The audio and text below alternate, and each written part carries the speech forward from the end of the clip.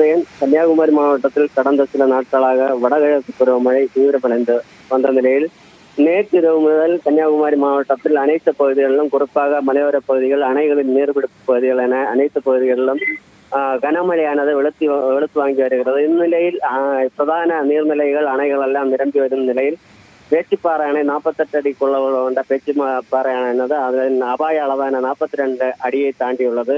மேலும் கோதையாற்றில் இந்த கனமழை காரணமாக கோதையாற்றில் வெள்ளப்பெருக்கு ஏற்பட்ட காரணத்தால் திருப்பரப்பருவியில் தண்ணீரானது ஆக்ரோஷமாக கொட்டி வருகிறது. ஆபத்தான நிலையில் தண்ணீர் கொட்டுவதால் அருவியில் அனைத்து பகுதிகளிலும் குளிக்க பேரூராட்சி நிர்வாகம் திருப்பரப்பு பேரூராட்சி நிர்வாகமானது தடை விதிக்கப்பட்டதோடு அங்கு பேரூராட்சி ஊழியர்களும் காவலர்களும் கண்காணித்து வருகின்றனர். இதனால் இங்கு காலையில் இங்கு வந்த சுற்றுலா பயணிகள் அனைவரும் ஏமாற்றத்துடன் திரும்ப சென்றனர். விரிவான தகவலுக்கு நன்றி சுஜய்குமார்.